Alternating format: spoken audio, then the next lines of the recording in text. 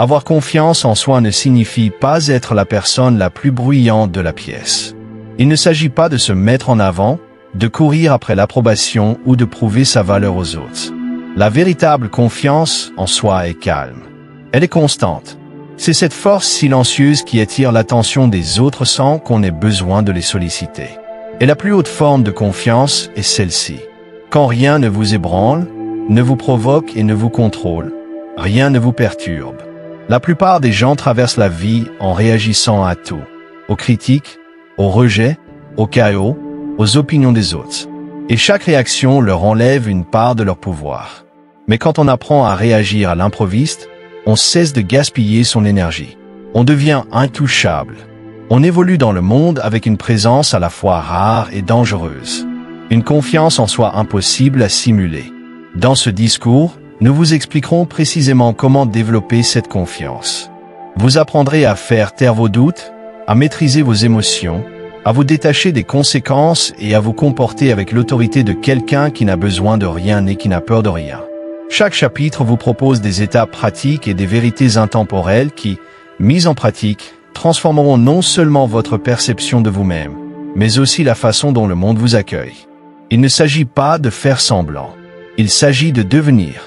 Alors, respirez profondément, faites le vide et préparez-vous à devenir la version la plus forte de vous-même. Abonnez-vous.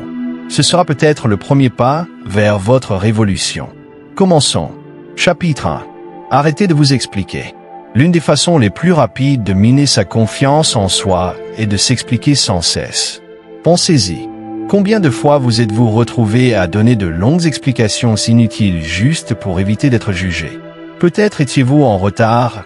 Au lieu de simplement remercier votre attente, vous vous êtes lancé dans un discours de 5 minutes sur la circulation, votre alarme ou la panne de votre téléphone. Ou peut-être que quelqu'un a remis en question une de vos décisions et que vous avez ressenti le besoin de justifier chaque détail pour vous sentir compris. Voici la vérité, les personnes sûres d'elles ne font pas ça. Elles ne passent pas leur temps à s'excuser. Elles ne se précipitent pas pour faire leurs preuves. Pourquoi? Parce qu'elles savent que leur valeur est incontestable. En cessant de vous expliquer, vous projetez instantanément de la force. Vos paroles ont plus de poids. Votre présence impose plus de respect. Je ne dis pas qu'il faille être impoli ou méprisant. Il ne s'agit pas d'arrogance. Il s'agit de savoir rester concis, clair et ferme. Au lieu de justifier chaque geste, on apprend à assumer ses choix. Si quelqu'un vous demande pourquoi vous faites quelque chose, vous n'avez pas besoin d'une dissertation complète. Une réponse simple et assurée suffit. Imaginez la force que l'on ressent lorsqu'on dit « J'ai choisi ça parce que c'est bon pour moi ». Et puis, on s'arrête. Pas d'explications excessives, pas de recul, juste une certitude sereine. C'est ça, la confiance. Chaque fois que vous vous expliquez inutilement, vous envoyez un message silencieux. J'ai besoin de votre approbation pour me sentir bien. Mais chaque fois que vous restez bref et que vous laissez votre choix s'imposer, vous envoyez un message plus fort. Je n'ai pas besoin de votre permission. Voici un défi pour la semaine prochaine. Surprenez-vous en flagrant délit. Dès que vous commencez à accumuler les excuses ou les longues explications, arrêtez. Remplacez-les par quelque chose de simple, ferme et direct. Je n'y arriverai pas. J'ai décidé de faire comme ça. Ça ne me convient pas.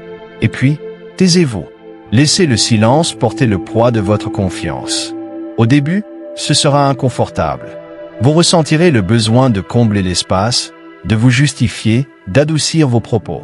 Mais avec la pratique, vous découvrirez quelque chose qui changera votre vie. Moins vous expliquerez, plus vous vous sentirez fort. Les gens commencent à vous prendre plus au sérieux et, surtout, vous commencez à vous prendre vous-même plus au sérieux. La confiance en soi dangereuse commence par ce petit mais puissant changement. Arrêtez d'expliquer. Arrêtez de trop justifier. Ayez confiance en vos choix. Tenez parole. Car dès que vous ne ressentez plus le besoin de vous expliquer à tout le monde, vous avez déjà fait un premier pas vers l'intouchabilité. Chapitre 2.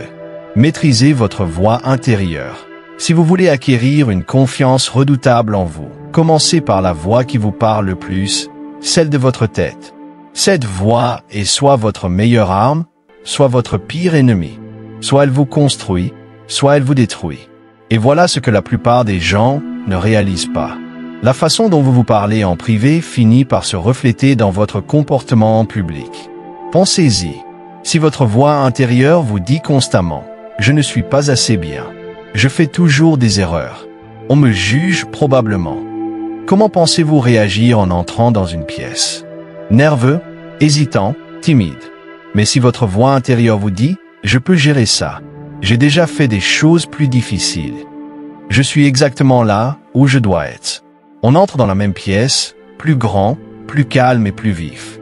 Même personne, voix différente. Et cette différence change tout. La confiance ne naît pas avec les applaudissements, les réussites ou l'attention. Elle naît dans votre esprit.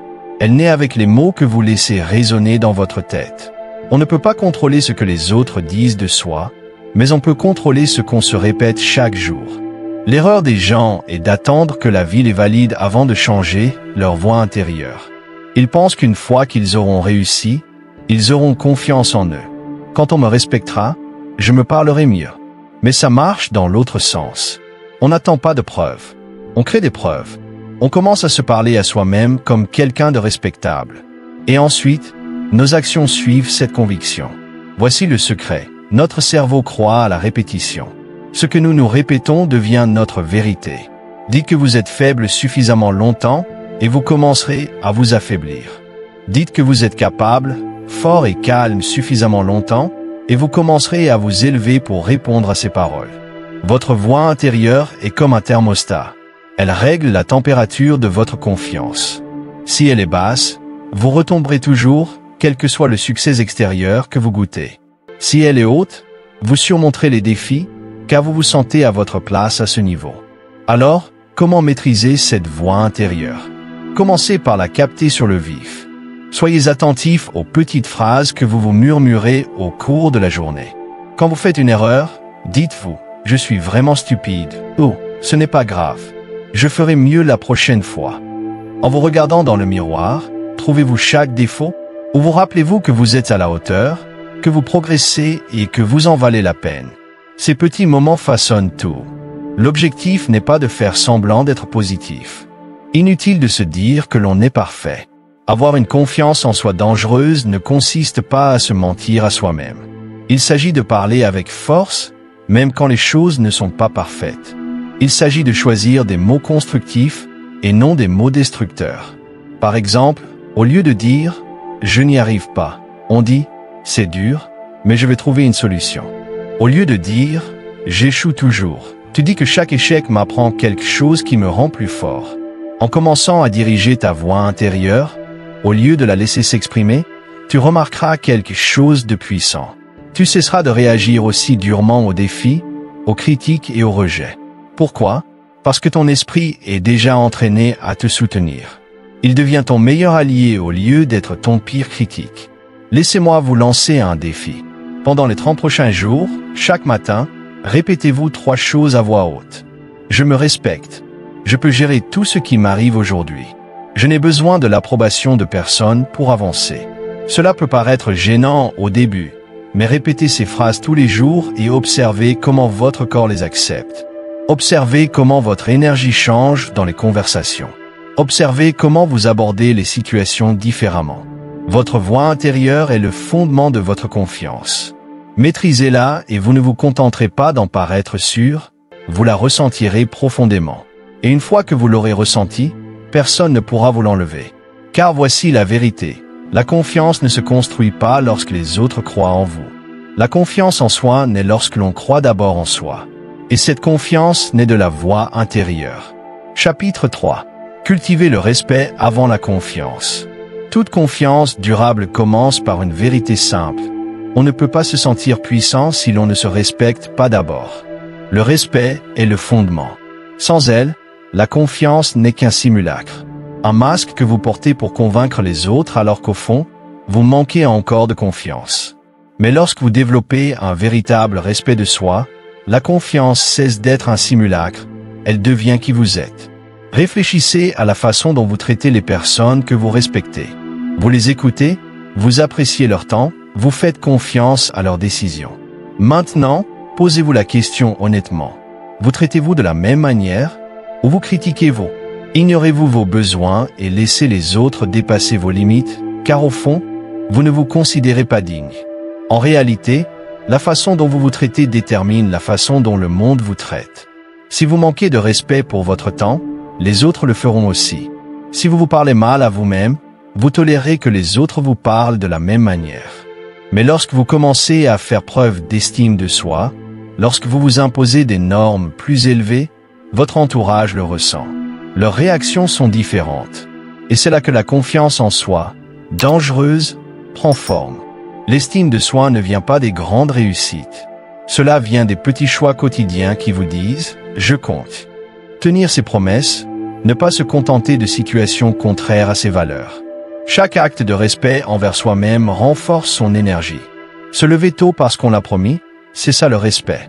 Quand on quitte une conversation toxique au lieu de chercher à obtenir l'approbation, c'est du respect.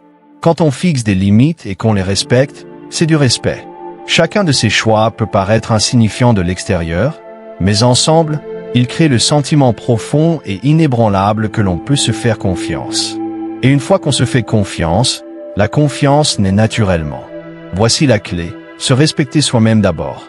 Et le monde n'aura d'autre choix que de s'adapter. Vous ne mendiez plus la reconnaissance.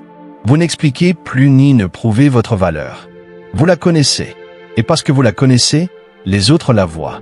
Alors, si vous voulez bâtir une confiance durable, ne commencez pas par de faux discours d'encouragement. Commencez par le respect. Commencez par la façon dont vous vous parlez, par votre comportement et par votre exigence envers vous-même. La confiance sans respect est vaine. Mais le respect pratiqué au quotidien finira par se transformer en une confiance si forte qu'elle ne pourra être brisée. Et une fois celle-ci acquise, personne ne pourra la lui enlever. Chapitre 4. Éliminer le besoin d'approbation. L'un des plus grands pièges qui sapent la confiance est le besoin constant d'approbation. Vous voyez ce que je veux dire? Cette démangeaison intérieure qui demande « Est-ce qu'ils m'aiment? Sont-ils d'accord avec moi? Suis-je assez bien à leurs yeux ?» C'est subtil, mais cela contrôle la vie de tant de gens. Ils s'habillent non pas pour eux-mêmes, mais pour ce que les autres pourraient dire.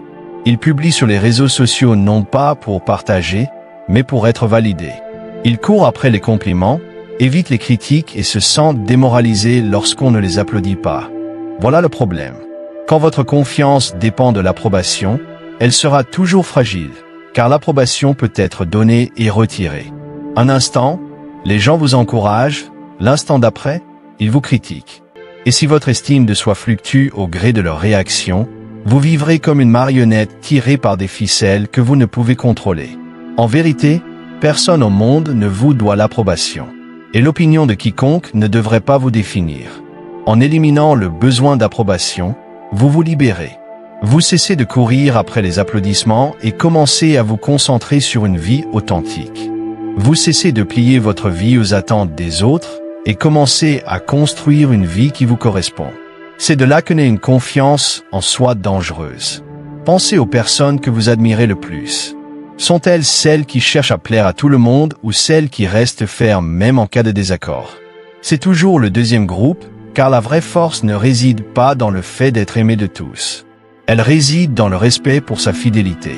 Soyons clairs, il n'y a rien de mal à apprécier les compliments. Il n'y a rien de mal à être heureux quand quelqu'un apprécie votre travail.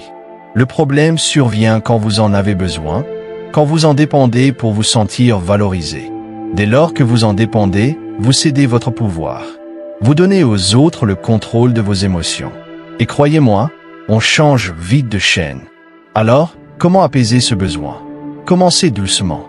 Entraînez-vous à dire non sans explication. Entraînez-vous à prendre des décisions fondées sur ce que vous savez être bon pour vous, même si les autres ne comprennent pas. Rappelez-vous chaque jour que leur approbation est facultative. Mon amour-propre ne l'est pas. Vous remarquerez quelque chose de puissant lorsque vous cesserez de courir après l'approbation. Au début, certaines personnes n'apprécieront pas. Elles pourraient vous traiter d'arrogant, d'égoïste ou d'entêté. Mais restez ferme. Avec le temps, ces mêmes personnes commenceront à vous respecter davantage qu'elles ne le faisaient lorsque vous vous pliez à leur approbation. Pourquoi? Parce qu'elles apprécient peut-être que vous recherchiez leur approbation, mais elles l'admirent quand vous n'en avez pas besoin. Une confiance dangereuse naît quand on entre dans une pièce sans se demander si on va être apprécié.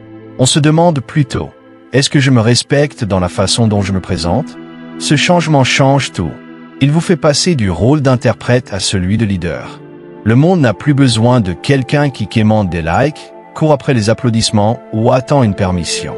Le monde respecte celui qui n'a besoin de rien. Celui qui avance avec ou sans approbation. Celui qui vit comme s'il avait déjà tout ce dont il a besoin. Et ça peut être vous. Le jour où vous cessez de courir après l'approbation, vous entrez dans une nouvelle forme de liberté. Vous cessez de réagir à chaque commentaire, chaque regard, chaque critique. Vous commencez à vivre selon vos propres conditions. C'est là que les gens vous remarquent. Non pas parce que vous le leur demandez, mais parce qu'ils ne peuvent ignorer quelqu'un qui n'a pas besoin de votre validation. Et c'est précisément là que réside la dangereuse confiance en soi. Chapitre 5. Répondez par le silence, sans émotion. L'un des plus grands signes de confiance en soi n'est pas votre capacité à parler fort, mais votre capacité à rester silencieux. La plupart des gens croient que la force consiste à avoir le dernier mot, à montrer à tous son intelligence et sa perspicacité. Mais la vraie force est souvent tout le contraire. C'est la capacité à rester calme, à garder le silence et à ne pas se laisser entraîner dans chaque bataille émotionnelle. Pensez-y. Combien de fois les gens perdent-ils leur pouvoir parce qu'ils n'ont pas su se taire? On les critique et ils ripostent. On leur manque de respect et ils explosent. On les défie et ils se précipitent pour se défendre. Sur le moment, ils croient faire preuve de force, mais en réalité, ils démontrent que leurs émotions prennent le contrôle. Et quand vos émotions vous contrôlent, votre pouvoir disparaît. Le silence, en revanche, est désarmant. Il est troublant. Quand les gens attendent une réaction et que vous ne leur donnez rien, ils ne savent pas comment gérer la situation. Ils poussent et vous ne bougez pas. Ils attaquent et vous restez calme. C'est ce qui fait la force du silence. Il montre que vous n'êtes pas facilement ébranlé, que vous ne pouvez pas être manipulé. Soyons clairs, le silence n'est pas synonyme de faiblesse. Cela ne signifie pas que vous vous laissiez marcher sur les pieds. Cela signifie que vous choisissez vos réponses avec soin. Cela signifie que vous refusez de gaspiller votre énergie dans des disputes inutiles. En répondant par le silence plutôt que par l'émotion brute, vous gagnez du temps pour réfléchir. Vous vous donnez le temps de décider si la situation mérite votre attention. Imaginez que quelqu'un essaie de vous provoquer. Peut-être vous insulte-t-il devant tout le monde, s'attendant à ce que vous explosiez. La plupart des gens mordraient à l'hameçon. Mais si vous restez calme, si vous le regardez et choisissez simplement le silence, soudain, la lumière se détourne. C'est lui qui commence à paraître ridicule, pas vous. Pourquoi? Parce que vous avez montré que ses paroles n'ont pas été percutantes. Vous avez montré que vous avez le contrôle. Il y a une autre dimension à cela. Le silence protège non seulement votre pouvoir, mais il renforce aussi vos paroles lorsque vous décidez enfin de parler. Si vous parlez moins, mais avec une autorité calme, les gens vous écoutent. Ils savent que vous ne gaspillez pas vos mots. Ils savent que si vous parlez, c'est important. C'est ainsi que les leaders parlent. C'est ainsi que les gens se comportent avec assurance. Alors, comment pouvez-vous mettre cela en pratique? Commencez par identifier vos déclencheurs. Soyez attentif au moment où vous sentez vos émotions bouillonner. Quand quelqu'un vous critique, quand il n'est pas d'accord avec vous, quand il se moque de vous, c'est le moment de marquer une pause. Ne réagissez pas précipitamment. Respirez. Laissez le silence faire le travail pour vous. 9 fois sur 10, vous réaliserez que vous n'avez même pas besoin de réagir. Et dans les rares cas où vous le ferez, votre réaction viendra de votre force et non de votre impulsion.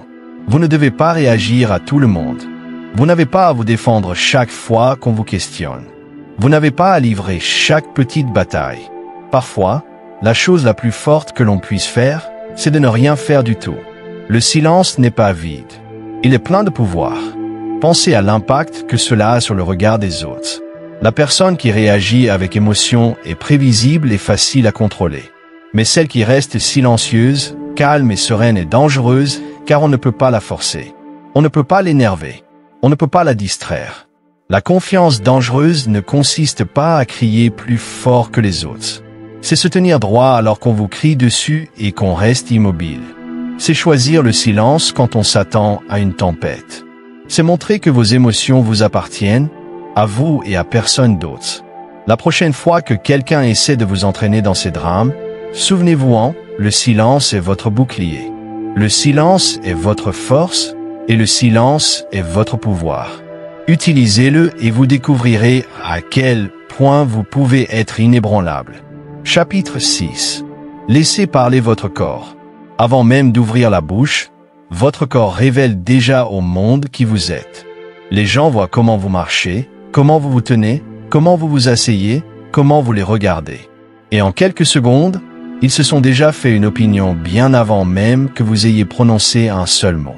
C'est le langage silencieux de la confiance. Et il est souvent plus fort que tout ce que vous pourriez dire.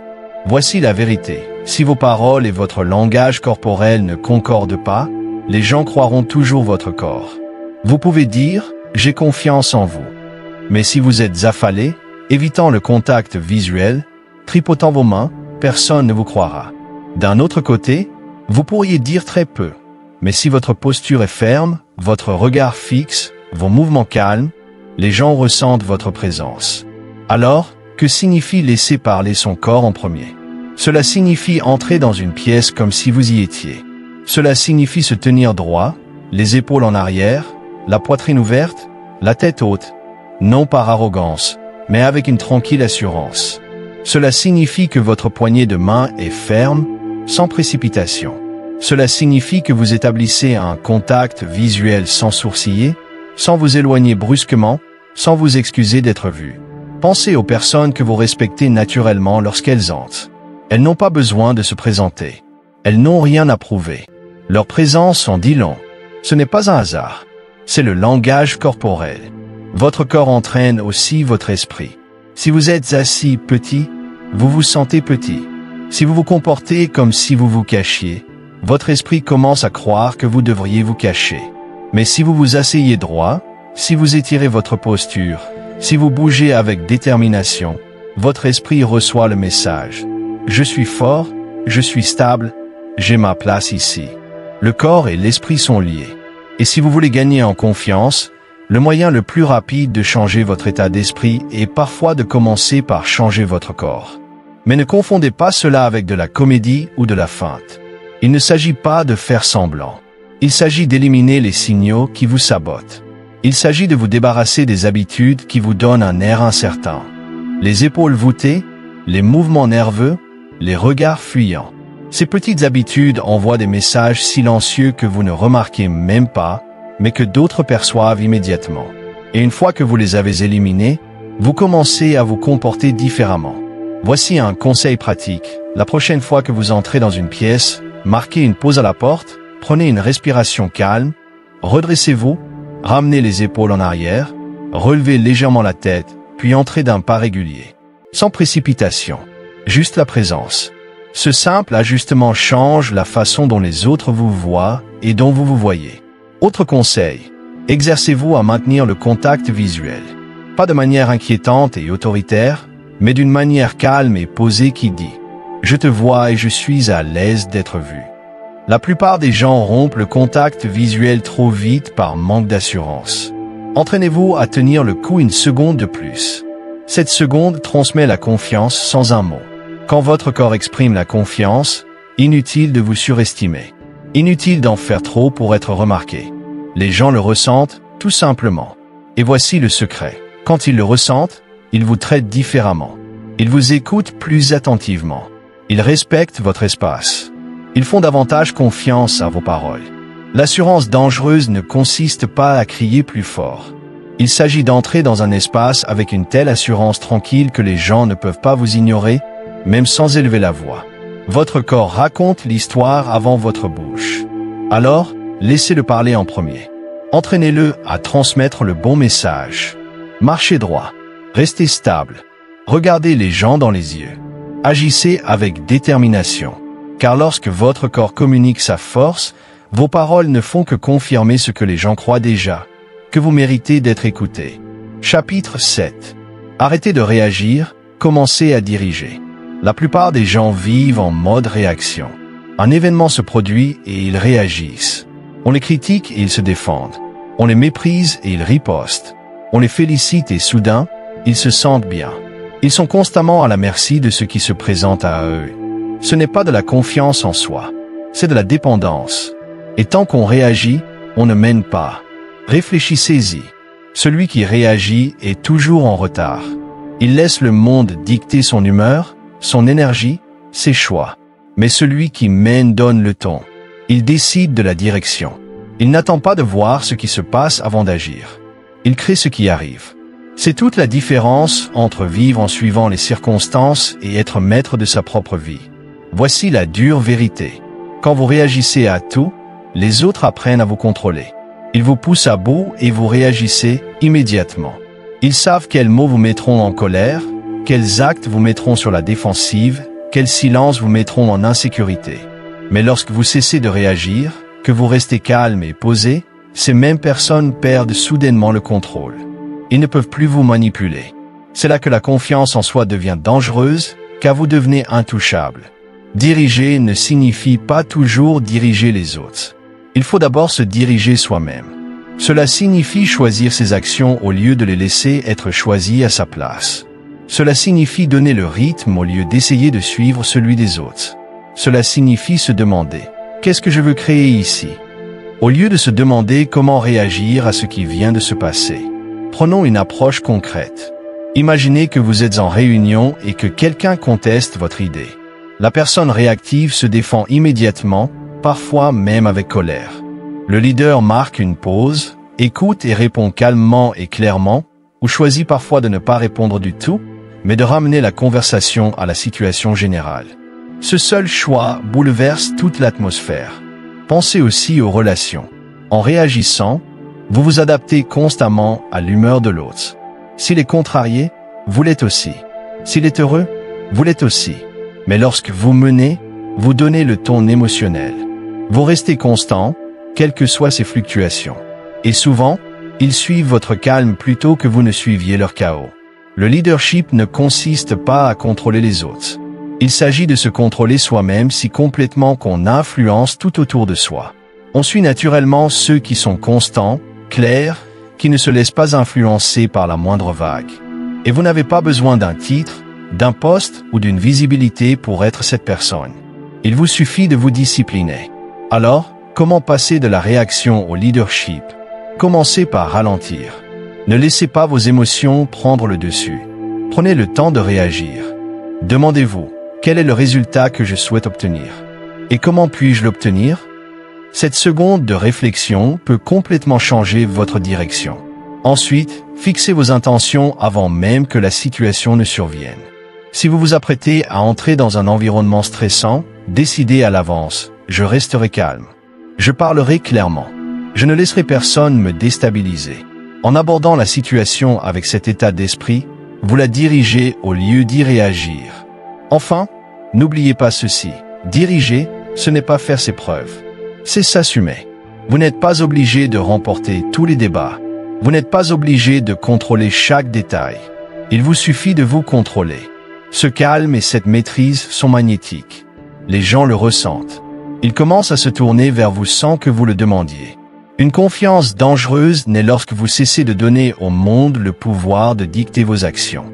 Quand on cesse de réagir à tout et qu'on commence à diriger avec détermination, on s'élève au-dessus du bruit.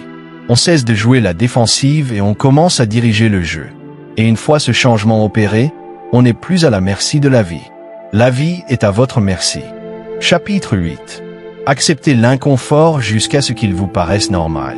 La confiance ne se construit pas dans le confort. Elle se construit dans les endroits inconfortables que la plupart des gens cherchent à éviter. Pensez-y. Les moments qui vous ont rendu plus fort n'ont jamais été faciles.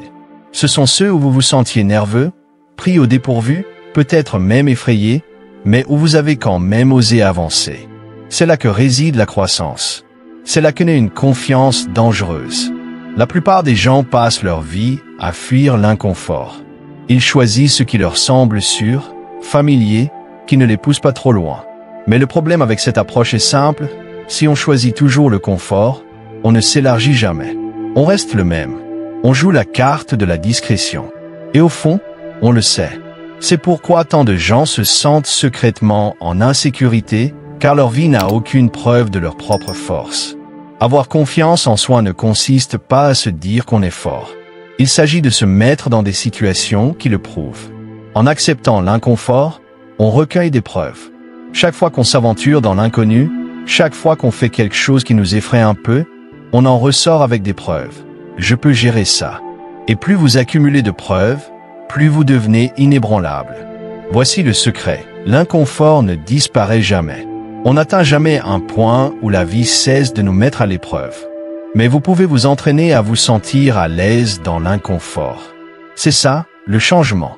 Au lieu de considérer l'inconfort comme un danger, vous commencez à le voir comme un entraînement. Au lieu de le fuir, vous vous y plongez. Et bientôt, ce qui vous terrifiait auparavant vous paraîtra normal. Pensez à la première fois où vous avez tenté quelque chose de nouveau. Par exemple, prendre la parole devant un groupe, démarrer un projet ou entrer dans une salle pleine d'inconnus. Vous vous sentiez probablement nerveux, peut-être même tremblant. Mais à force de persévérer, la peur s'est estompée. C'est devenu plus facile. Pourquoi? Parce que la répétition reprogramme votre cerveau. Ce qui paraissait autrefois impossible devient une routine. Voilà le pouvoir d'accepter l'inconfort. Alors, comment commencer? Commencez doucement. Lancez-vous dans des situations qui vous poussent au-delà de votre zone de confort. Prenez la parole en réunion alors que vous resteriez habituellement silencieux. Engagez la conversation là où vous l'éviteriez habituellement. Relevez un défi que vous refuseriez habituellement. Chaque petit effort renforce vos capacités, puis visez plus haut. Fixez-vous des objectifs qui vous font peur, non pas parce que vous risquez d'échouer, mais parce qu'ils vous obligeront à progresser. La salle de sport enseigne bien ce principe. Si vous ne soulevez que des poids faciles, vous ne vous musclez jamais. La croissance se produit lorsque vous soulevez quelque chose de lourd, lorsque votre corps tremble, lorsque vous ressentez la tension. La vie fonctionne de la même manière. Vos muscles mentaux et émotionnels ne se développent que sous l'effet de la résistance. Et voici ce qui est beau, plus vous acceptez l'inconfort, plus vous devenez résilient. Vous cessez d'avoir peur de l'échec, car vous y avez déjà été confronté. Vous cessez d'éviter les défis, car vous avez prouvé que vous pouviez les surmonter. Vous cessez de douter de vous-même parce que vous avez la preuve que vous pouvez survivre à ce que d'autres échouent. C'est la racine de la confiance. Non pas des mots, mais de l'expérience vécue. Alors, la prochaine fois que vous sentez la peur s'insinuer, prenez du recul et recadrez-la.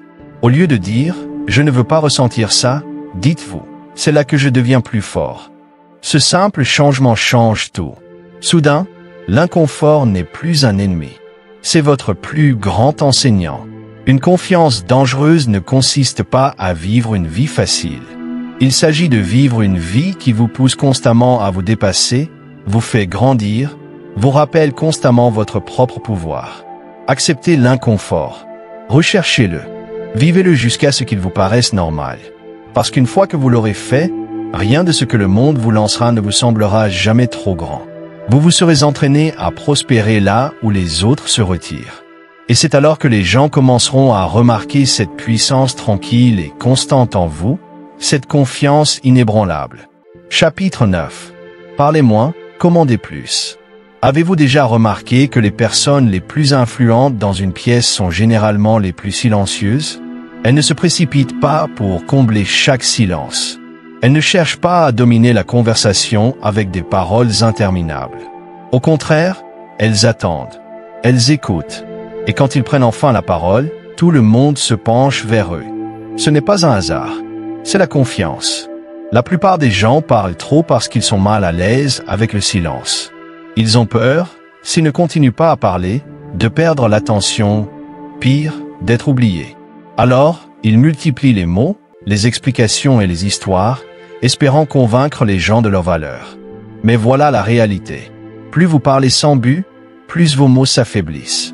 La confiance ne dépend pas de la quantité de paroles que vous dites, mais de leur poids. Et pour donner du poids à vos mots, rien de plus simple. Parlez moins, pensez plus. Chaque phrase doit être intentionnelle. Chaque réponse doit être calme. Chaque pause doit rappeler que vous n'êtes ni pressé, ni désespéré, ni trop exigeant. Pensez-y. Quand quelqu'un parle sans arrêt, on l'ignore. Mais quand on se retient, on ne parle que quand c'est important. On est attentif. Le silence suscite l'impatience. Peu de mots prononcés avec clarté forgent l'autorité. C'est pourquoi les leaders, les vrais leaders, ne sont jamais des moulins à parole. Ils ne gaspillent pas leur énergie à essayer de se faire entendre. Ils économisent leur énergie et utilisent leurs mots avec une précision affûtée. Précis, direct, efficace. Alors, comment pratiquer cela? Premièrement, ralentissez. Ne vous précipitez pas pour répondre immédiatement à chaque question. Accordez-vous un moment. Cette pause à elle seule transmet la confiance. Elle montre que vous ne cherchez pas l'approbation. Vous choisissez votre réponse avec soin. Deuxièmement, réduisez le superflu. Au lieu de longues explications, faites des déclarations simples et percutantes. Oui, non, ça me convient. Court, clair et ferme. Les gens respectent ça. Voici l'autre secret. Écouter vous rend plus puissant que parler. La plupart des gens n'écoutent que pour répondre. Les personnes confiantes écoutent pour comprendre. Quand on écoute vraiment quelqu'un, on recueille des informations. On comprend ses motivations, ses craintes, ses points forts. Et quand on répond enfin, ces mots sont plus percutants, car ils sont ancrés dans la compréhension. Cela vous permet de vous démarquer instantanément. Pensez aux conversations que vous avez eues avec des gens qui vous laissaient à peine finir une phrase. N'avez-vous pas eu l'impression qu'ils en faisaient trop? Imaginez maintenant quelqu'un qui vous a regardé dans les yeux, vous a écouté sans vous interrompre, puis vous a donné une réponse brève mais pertinente. Laquelle vous a semblé la plus puissante? Toujours la deuxième, car écouter est un signe de contrôle, et le contrôle impose le respect. Bien sûr, cela ne signifie pas que vous devez vous taire en permanence. La confiance en soi ne consiste pas à se taire complètement. C'est une question d'équilibre. Parlez quand c'est important. Gardez le silence quand ce n'est pas important. Faites du silence votre allié plutôt que votre ennemi. Il y a un autre aspect à cela. En parlant moins, vous laissez aux autres l'espace de se révéler. Les gens exposent souvent leurs insécurités, leurs faiblesses et leurs intentions lorsqu'on les laisse parler. En attendant, on reste calme, attentif et maître de soi. C'est un avantage que la plupart des gens négligent, trop occupés à se faire entendre. Alors, voici votre défi. Au cours des prochains jours, entraînez-vous à réduire vos mots de moitié. Si vous êtes tenté de vous expliquer, raccourcissez-les.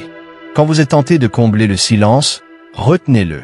Quand vous ressentez le besoin de prouver quelque chose par des mots, arrêtez-vous et laissez votre présence parler. Vous remarquerez un effet puissant. Les gens commenceront à vous écouter. Ils vous demanderont votre avis au lieu de l'ignorer. Ils respecteront davantage vos paroles, car vous ne les prononcerez plus à la légère. Et surtout, vous ressentirez un plus grand sentiment de contrôle, car vous ne parlez plus par insécurité, mais par choix. Une confiance dangereuse ne crie pas. Elle ne divague pas. Elle ne supplie pas d'être entendue. Elle parle moins, mais commande davantage. Et une fois que vous maîtriserez cela, vous découvrirez que le silence, combiné aux mots justes au bon moment, est l'un des outils les plus puissants que vous puissiez posséder. Chapitre 10. Transformer le rejet en pouvoir. Rejet. Le simple mot met la plupart des gens mal à l'aise. Personne n'aime entendre. Non, personne n'aime être rejeté, ignoré ou mis de côté. Mais voici la vérité. Le rejet est l'un des outils les plus puissants pour développer la confiance en soi, si on apprend à l'utiliser. La différence entre ceux qui s'effondrent sous le rejet et ceux qui s'en relèvent réside dans une simple perspective. La plupart des gens prennent le rejet personnellement. Ils entendent un « non » et pensent que cela signifie « je ne suis pas assez bien »,« je n'y arriverai jamais »,« je devrais abandonner ». Ils associent le rejet à leur identité au lieu de le voir tel qu'il est réellement. Un retour d'information, une réorientation, un test, un moment destiné à les rendre plus forts et non plus faibles. Pensez-y. Certaines des personnes les plus prospères et les plus confiantes de l'histoire ont essuyé des refus à maintes reprises. Des auteurs ont vu leurs livres refusés par des dizaines d'éditeurs avant de devenir des best-sellers. Des entrepreneurs ont vu leurs idées ridiculisées avant de créer des entreprises valant des milliards. Des athlètes ont été exclus des équipes avant de devenir des légendes. Le rejet ne les a pas détruits. Il les a construits. Il les a endurcis. Il les a forcés à perfectionner leurs compétences. Il a nourri leur motivation. C'est ce qu'il faut s'entraîner à voir. Le rejet n'est pas la fin de votre parcours. C'est la pierre angulaire de votre confiance. Chaque refus auquel vous faites face est une opportunité de gagner en résilience, en détermination et en assurance. Voici le changement que vous devez opérer. Arrêtez de vous demander « pourquoi ?» et demandez-vous plutôt ce que vous pouvez en tirer. Le rejet a-t-il révélé une faiblesse sur laquelle vous devez travailler? Vous a-t-il poussé à essayer une approche différente? A-t-il révélé des personnes ou des lieux qui ne vous étaient pas vraiment destinés au départ? Chaque rejet est porteur d'une leçon si vous êtes prêt à l'écouter. Et soyons honnêtes, le rejet est douloureux car il ébranle notre fierté. Il nous expose. Mais c'est précisément cette douleur qui le rend puissant. Il réveille. Il nous pousse à nous endurcir. Impossible de construire une véritable confiance en soi dans un monde où tout le monde nous dit toujours oui. Cela ne ferait que nous donner une confiance fragile, celle qui se brise dès que la vie nous dit non. La confiance dangereuse, celle dont nous parlons ici, naît du rejet et de la résistance. Alors, comment transformer le rejet en pouvoir? D'abord, ne le fuyez pas. Attendez-vous à lui. Accueillez-le. Comprenez que le rejet est la preuve que vous vous surpassez. Si on ne vous dit jamais non, c'est que vous ne visez pas assez haut. Vous ne prenez pas assez de risques. Vous ne vous mettez pas dans des situations propices à l'épanouissement. Deuxièmement, dissociez le rejet de votre valeur. Un refus à votre idée, à votre demande ou à vos efforts ne signifie pas un refus de votre valeur en tant que personne. Ce n'est qu'une information, rien de plus. Apprenez à distinguer les deux et le rejet perdra son pouvoir de vous écraser. Troisièmement, utilisez le rejet comme un carburant. Laissez-le allumer un feu en vous. Laissez-vous pousser à prouver, non pas à eux, mais à vous-même, que vous êtes capable de plus. Considérez chaque refus comme un poids à la salle de sport. Chacun vous rend plus fort si vous persévérez. Voici un état d'esprit que vous pouvez adopter. Chaque refus vous rapproche du bien. Oui, chaque porte qui se ferme vous pousse à en trouver une meilleure. Chaque personne qui vous repousse laisse la place à ceux qui vous apprécient vraiment. Le rejet ouvre la voie à ce qui est destiné à vous. Mais seulement si vous persévérez. Une confiance dangereuse ne se construit pas en évitant le rejet. Elle se construit en l'affrontant sans cesse, jusqu'à ce que le « non » ne vous effraie plus. Jusqu'à ce que vous réalisiez que le rejet ne vous définit pas, mais vous affine. Alors, la prochaine fois que vous entendrez « non », ne reculez pas. Reprenez votre courage à deux mains. Dites-vous « bien, c'est ma chance de grandir. C'est la preuve que je suis dans l'arène, pas sur la touche. » Et continuez d'avancer, car celui qui n'a plus peur du rejet est invincible. Et cette personne, c'est vous. Chapitre 11. Se détacher des résultats. L'un des choix les plus forts que vous puissiez faire dans la vie est d'apprendre à lâcher prise sur le résultat. La plupart des gens lient toute leur valeur au résultat. Si tout va bien, ils se sentent bien. Si tout s'écroule, ils se sentent brisés. Leurs émotions montent et descendent comme des montagnes russes, car ils sont attachés à ce qui va suivre. Mais la confiance, la vraie confiance, naît lorsqu'on apprend à se détacher des résultats et à s'ancrer dans ce qu'on est, et non dans ce qui arrive. Pensez-y. Combien de fois avez-vous hésité à agir, par peur d'un échec? Vous n'avez pas postulé par crainte d'un refus. Vous n'avez pas réagi par crainte de la réaction des autres. Vous n'avez pas pris de risque, obsédé par l'idée d'échouer. C'est l'attachement au résultat. Cela vous paralyse, vous maintient sous l'emprise de la peur de ce qui pourrait arriver ou non. Mais quand on s'en détache, quelque chose change. On cesse de se préoccuper de savoir si les gens vont aimer, accepter ou applaudir. On donne le meilleur de soi-même et on laisse les résultats se produire d'eux-mêmes. C'est là que réside la liberté. C'est là que l'on accède à un niveau de confiance que la plupart des gens ne connaissent pas. Le détachement ne signifie pas qu'on cesse de se soucier des autres. Cela ne signifie pas qu'il faut renoncer à essayer. Cela signifie qu'on cesse de lier son identité au résultat.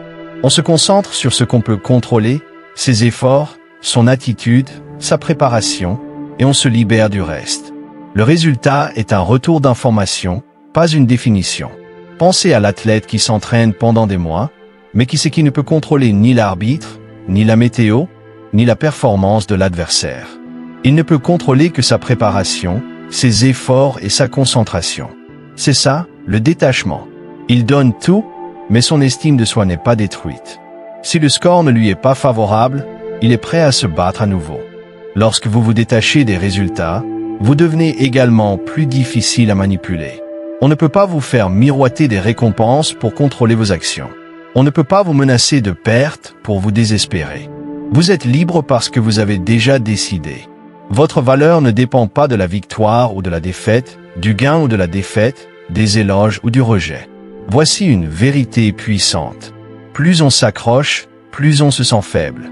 Plus on a besoin que quelque chose se passe d'une certaine manière, plus on devient anxieux et incertain. Mais dès qu'on lâche prise, dès qu'on se dit « quoi qu'il arrive, tout ira bien », on gagne en force. On agit avec plus de calme, plus de concentration, plus de certitude. Et ironiquement, c'est généralement à ce moment-là qu'on donne le meilleur de soi-même, car on est plus étouffé par la peur du résultat. Alors, comment s'y prendre? Commencez par changer de langage. Au lieu de dire « je dois gagner », dites « je ferai de mon mieux et quoi qu'il arrive, j'apprendrai ». Au lieu de dire « j'ai besoin qu'on m'apprécie », dites « je me montrerai tel que je suis » et les bonnes personnes le respecteront.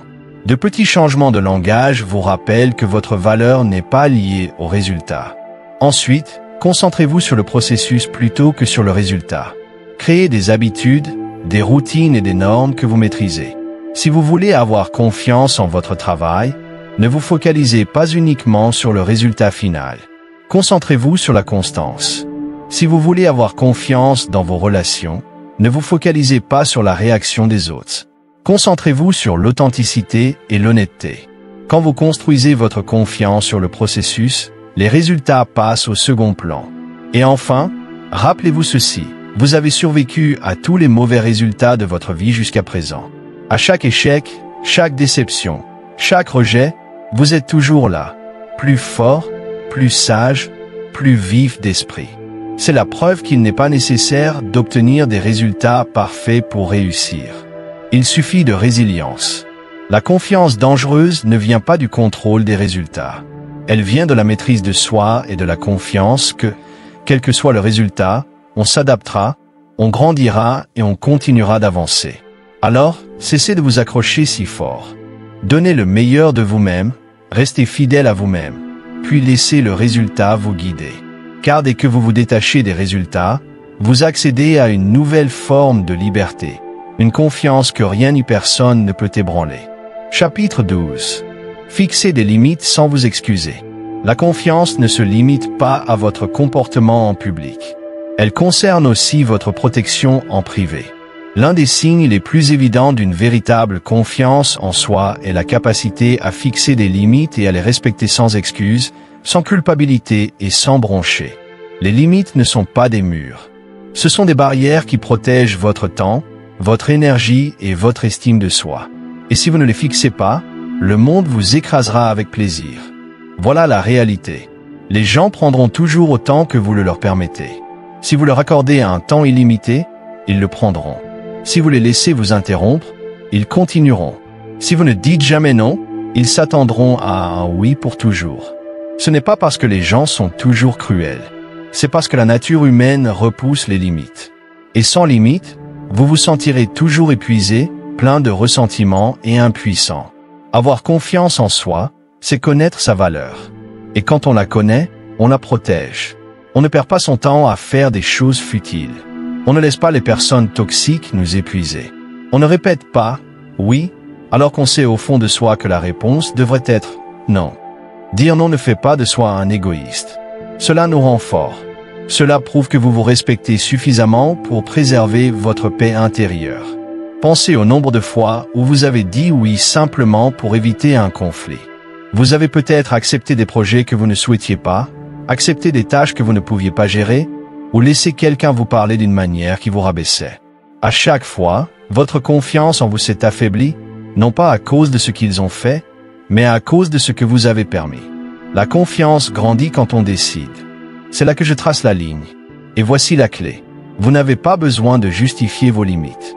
Trop souvent, les gens s'expliquent trop. Ils disent « je suis désolé ».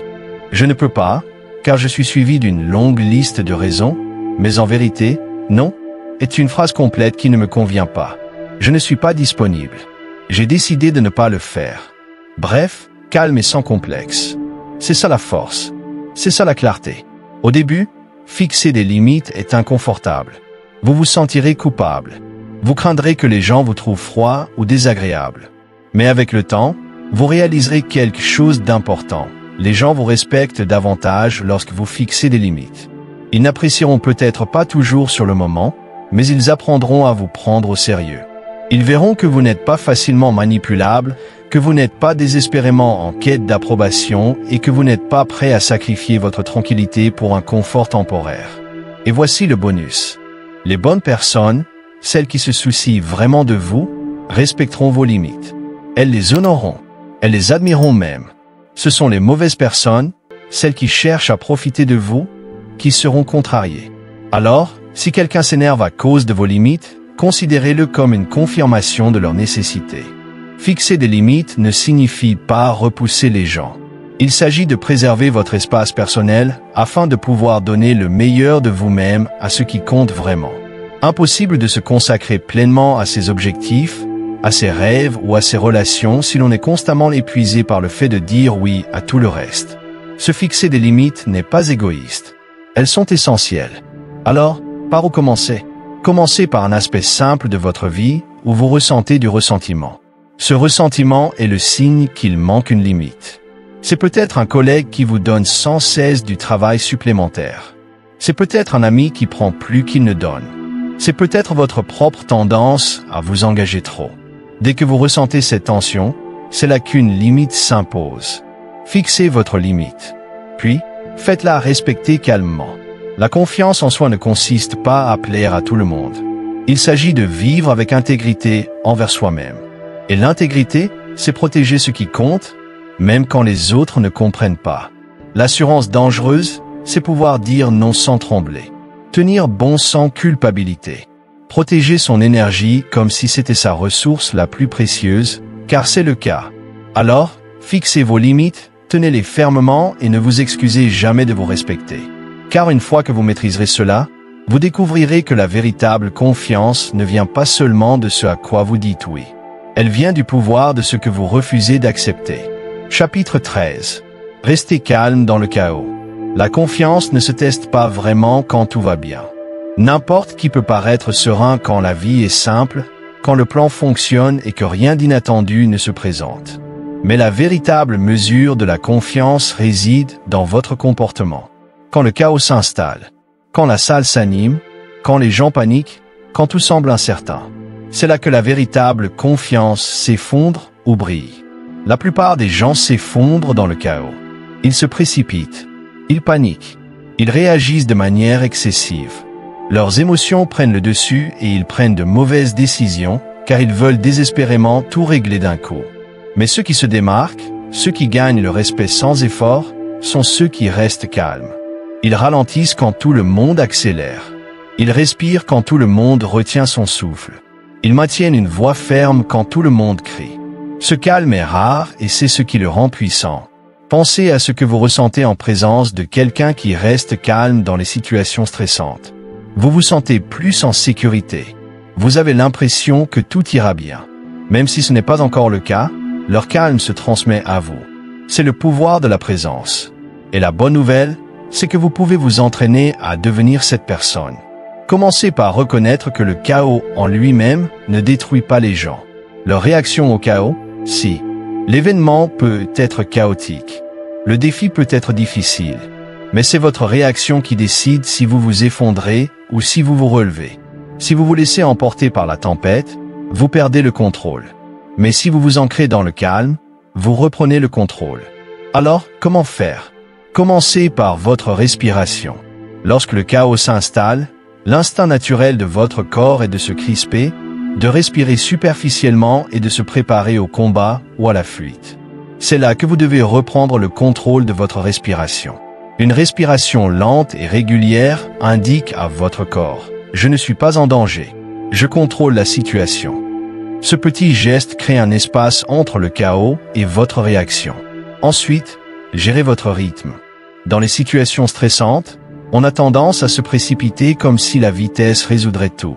Mais la précipitation mène souvent à des erreurs, et les erreurs aggravent le chaos. Une personne confiante ne se précipite pas. Elle se déplace délibérément et clairement. Son rythme est éloquent. Je suis calme. Je ne suis pas perturbé. Alors, gardez une voix basse et calme. Le chaos se nourrit du bruit. Si vous associez ce bruit à la panique, vous mettez de l'huile sur le feu. Mais si vous parlez plus lentement, plus doucement, plus posément, les gens vous écoutent. Vous changez instantanément l'énergie. Même si vous n'avez pas toutes les réponses, votre calme rassure et vous positionne comme une personne de confiance. Rester calme dans le chaos ne signifie pas faire comme si de rien n'était. Il s'agit de refuser de se laisser dominer par le chaos. Il s'agit de rester concentré lorsque tout autour de vous tente de vous déséquilibrer. Et si vous le faites systématiquement, les autres commencent à le remarquer. Ils vous voient comme quelqu'un de fiable. Ils vous voient comme quelqu'un de fort. Ils vous voient comme un leader, même si vous n'avez jamais sollicité ce rôle. Mais voici la vérité profonde, rester calme dans le chaos n'est pas seulement pour les autres. C'est pour vous. Car chaque fois que vous gardez les pieds sur terre lorsque la vie devient chaotique, vous vous rappelez votre propre force. Vous vous prouvez que les tempêtes ne vous brisent pas, elles vous révèlent. Et cette preuve vous donne une confiance qui dure bien au-delà du moment présent. Alors, la prochaine fois que la vie vous jettera le chaos, vous ferez une pause, respirerez, ralentirez, vous ancrerez et déciderez à cet instant précis que vous ne serez pas une voix paniquée parmi tant d'autres dans la tempête. Vous serez le calme de la pièce, car la confiance dangereuse ne hurle pas dans le chaos. Elle ne fuit pas, elle ne s'effondre pas. Elle reste debout, stable et calme, quelle que soit la violence de la tempête. Et une fois que vous aurez maîtrisé cela, rien au monde ne pourra vraiment vous ébranler. Chapitre 14. Entraînez-vous jusqu'à ce que la compétence devienne certitude. La confiance n'est pas magique. Elle n'apparaît pas de nulle part. Ce n'est pas juste un état d'esprit ou une affirmation positive murmurée dans un miroir. Une véritable confiance durable se construit sur quelque chose de bien plus profond. La compétence. Quand on sait qu'on a travaillé dur, qu'on s'est entraîné jusqu'à ce qu'une compétence devienne une seconde nature, on cesse d'espérer être à la hauteur et on commence à savoir qu'on l'est. C'est de ce passage du doute à la certitude que naît une confiance dangereuse. Pensez à tout ce que vous avez déjà maîtrisé, petit ou grand. Apprendre à conduire, cuisiner un plat ou parler devant un groupe, par exemple. Au début, vous étiez nerveux. Vous vous posiez des questions. Mais plus vous pratiquiez, plus c'est devenu facile. Et un jour, ce qui vous paraissait terrifiant est devenu naturel. C'est le pouvoir de l'entraînement. La répétition transforme la peur en familiarité. La plupart des gens recherchent la confiance sans s'y atteler. Ils veulent être certains avant même d'avoir acquis cette certitude. Mais ça ne marche pas comme ça. On n'attend pas d'être sûr de soi pour agir. On agit encore et encore jusqu'à ce que ces actions inspirent confiance. En réalité, la compétence construit la confiance. Chaque fois que vous vous présentez, chaque fois que vous vous entraînez, chaque fois que vous surmontez vos erreurs, vous gravez la confiance en vous. Et voici la clé. Il ne s'agit pas seulement de s'entraîner. Il s'agit de s'entraîner avec intention. Les demi-efforts ne construisent pas la confiance.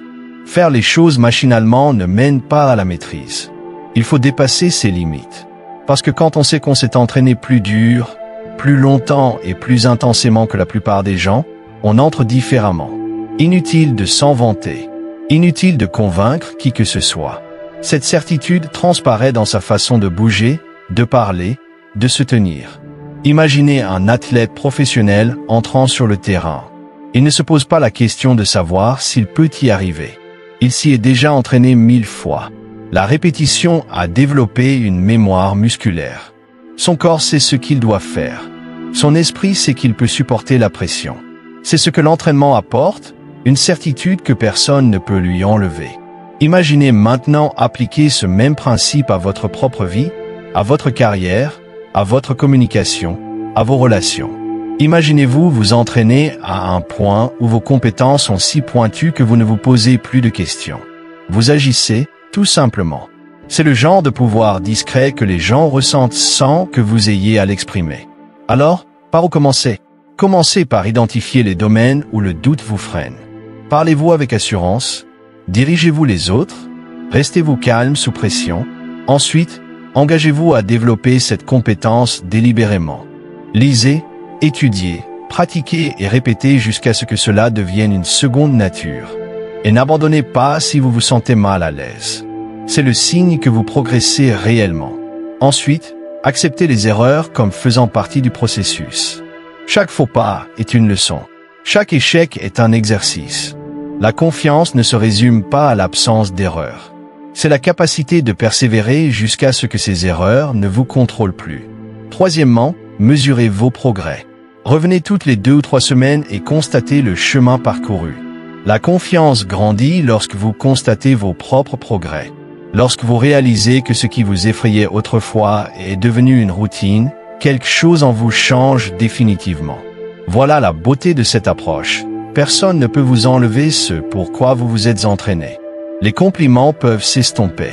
L'approbation peut disparaître, mais la compétence qui vous accompagne et la compétence qui vous inspire renforcent la confiance. Une confiance dangereuse ne consiste pas à se bomber le torse ou à faire semblant d'être intrépide. Il s'agit de travailler en coulisses jusqu'à pouvoir avancer avec une assurance sereine. Jusqu'à ce que vous n'ayez plus à vous dire « je pense que je peux ». Au lieu de cela, dites « je sais que je peux ». Entraînez-vous jusqu'à ce que la compétence devienne une certitude. Car une fois ce stade atteint, vous découvrirez que la véritable confiance n'a pas besoin d'être criante. Elle est stable, inébranlable et indéniable. Et elle vient d'une seule chose, savoir que vous l'avez mérité. Chapitre 15. Vivez comme si vous n'aviez besoin de rien. Le summum de la confiance, c'est de vivre comme si vous n'aviez besoin de rien. Non pas parce que vous n'appréciez pas le succès, la reconnaissance ou les relations, mais parce que vous n'en dépendez pas. Lorsque votre estime de soi, votre paix intérieure et votre identité ne dépendent plus de ce que les autres donnent ou prennent, vous accédez à une liberté que la plupart des gens ne connaissent jamais. La plupart des gens vivent dans un besoin constant. Ils ont besoin d'approbation pour se sentir en sécurité. Ils ont besoin d'attention pour se sentir importants. Ils ont besoin de résultats pour être fiers d'eux-mêmes. Et c'est pour cela qu'ils courent après. Ils courent après la validation. Ils courent après les applaudissements. Ils courent après les choses qui leur échappent des mains dès qu'ils les saisissent. Et plus ils courent après, plus ils se sentent faibles. Mais imaginez traverser la vie sans cette soif d'approbation. Imaginez poursuivre vos objectifs non pas parce qu'ils vous épanouissent, mais parce que vous les choisissez comme expression de qui vous êtes déjà. Imaginez savourer le succès sans vous laisser définir par lui. Imaginez des relations fondées sur le choix et non sur le désespoir. Voilà ce que signifie vivre comme si vous n'aviez besoin de rien. Cela ne signifie pas que vous cessez de vous soucier des autres. Cela ne signifie pas que vous vous isoliez ou rejetiez les bonnes choses. Cela signifie que vous vous construisez intérieurement si fort que vous ne vous effondrerez pas si ces choses disparaissent. Vous portez votre propre validation, votre propre paix, votre propre pouvoir. C'est ce qui vous rend dangereux, car personne ne peut utiliser le besoin contre vous. Réfléchissez-y. Quand quelqu'un a désespérément besoin d'approbation, il peut être manipulé. Quand quelqu'un a désespérément besoin d'argent, il peut être acheté. Quand quelqu'un a désespérément besoin d'amour, il se contentera de moins que ce qu'il mérite. Le besoin est une faiblesse. Mais quand on agit comme si on avait déjà tout ce dont on a besoin en soi, on ne peut pas se laisser contrôler. On ne peut pas se laisser corrompre. On ne peut pas se laisser briser. C'est l'état d'esprit des leaders les plus forts, des personnes les plus inébranlables. Ils apprécient le succès, mais ne s'en laissent pas asservir. Ils apprécient les relations, mais ne se laissent pas définir par elles. Ils apprécient le progrès, mais ne s'effondrent pas face aux échecs. Leur identité n'est liée ni aux résultats, ni à l'approbation, ni aux possessions. Leur confiance vient de l'intérieur, et non de l'extérieur. Alors, comment commencer à vivre comme si vous n'aviez besoin de rien? Commencez par vous recentrer sur vous-même. Au lieu de vous demander « Que peuvent m'apporter les autres ?» demandez-vous « Que puis-je m'apporter ?» Respect, discipline, sens. Ce sont des choses que personne ne peut vous offrir, mais que vous pouvez développer chaque jour. Plus vous vous occupez de vous-même, moins vous aspirez aux autres. Ensuite, pratiquez la gratitude. Quand on est reconnaissant pour ce qu'on a déjà, on cesse de se focaliser sur ce qui nous manque. La gratitude tue le désespoir. Elle nous rappelle que nous sommes déjà riches de choses importantes, d'apprentissage, de développement personnel et de résilience. Et enfin, rappelez-vous que tout ce qui est extérieur est temporaire. On peut perdre de l'argent. Les applaudissements s'estompent. Les gens vont et viennent. Mais qui vous êtes, ce que vous représentez et comment vous vous comportez, c'est permanent. Construisez vos fondations là-dessus et vous n'aurez jamais peur de perdre. Vivre comme si vous n'aviez besoin de rien ne vous rend pas froid. Au contraire, cela vous rend plus magnétique. On est attiré par ceux qui ne quémandent pas d'attention, qui ne s'accrochent pas, qui ne font pas trop d'efforts. Pourquoi? Parce que le besoin repousse, mais la force attire. Celui qui n'a besoin de rien dégage une aura d'abondance, et l'abondance est irrésistible. C'est le stade ultime de la confiance. Quand on ne court plus après l'approbation, qu'on ne craint plus le rejet, qu'on n'a plus besoin de validation, on est libre. On agit par choix, non par désespoir. Vous donnez parce que vous le voulez, non parce que vous espérez recevoir quelque chose en retour. Vous aimez parce que c'est vrai, non parce que vous êtes vide. Vivez comme si vous n'aviez besoin de rien, car ce faisant, vous cheminerez avec un calme que les autres envient, une certitude qu'ils respectent et une force que rien au monde ne pourra vous enlever. C'est la confiance dangereuse à son paroxysme. Conclusion. La confiance ne consiste pas à crier plus fort que le reste du monde. Il ne s'agit pas de forcer les autres à vous remarquer, de courir après l'approbation ou de prétendre être quelqu'un que vous n'êtes pas. La confiance est calme. Elle est stable. C'est le genre de présence qui n'a pas besoin de faire ses preuves, car elle connaît déjà sa valeur. Et la forme de confiance en soi la plus dangereuse, celle vers laquelle ce discours vous guide, repose sur une vérité simple. Vous ne réagissez à rien et, par conséquent, rien ne vous contrôle. Au fil de ces chapitres, nous avons abordé les principes qui construisent cette confiance en soi inébranlable. Vous avez appris à cesser de vous expliquer, à maîtriser votre voix intérieure, à privilégier le respect à la confiance en soi et à éliminer le besoin d'approbation. Vous avez découvert le pouvoir du silence, l'autorité du langage corporel et le passage de la réaction au leadership.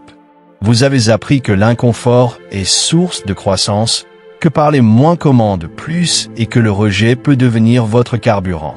Vous avez vu la force de se détacher des résultats, de fixer des limites sans s'excuser, de rester calme dans le chaos et de s'entraîner jusqu'à ce que la compétence devienne une certitude. Et enfin, on vous a montré le niveau ultime de confiance en vous, vivant comme si vous n'aviez besoin de rien. Ce cheminement n'est pas une quête de perfection. Il s'agit de progresser. Il s'agit de vous construire, jour après jour, pour devenir quelqu'un qui ne cède plus à toutes les opinions, qui ne cède plus sous la pression, qui n'attend plus la permission d'assumer son propre pouvoir. La véritable confiance est discrète, mais indéniable. Elle n'a pas besoin d'être annoncée, car elle est inscrite dans votre façon de bouger, de parler et de traverser les tempêtes de la vie. Alors, apprenez ces leçons et vivez-les. Ne vous contentez pas de les comprendre en théorie. Appliquez-les.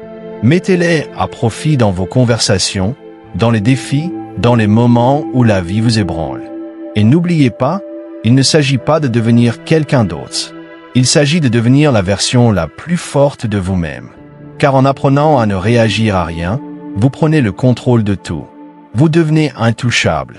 Vous devenez stable dans un monde bruyant. Vous devenez une personne que les autres ne peuvent ignorer. Non pas parce que vous exigez de l'attention, mais parce que votre présence même l'exige. C'est le pouvoir d'une confiance dangereuse. Et elle est déjà en vous, attendant d'être conquise. Maintenant, sortez et vivez-la.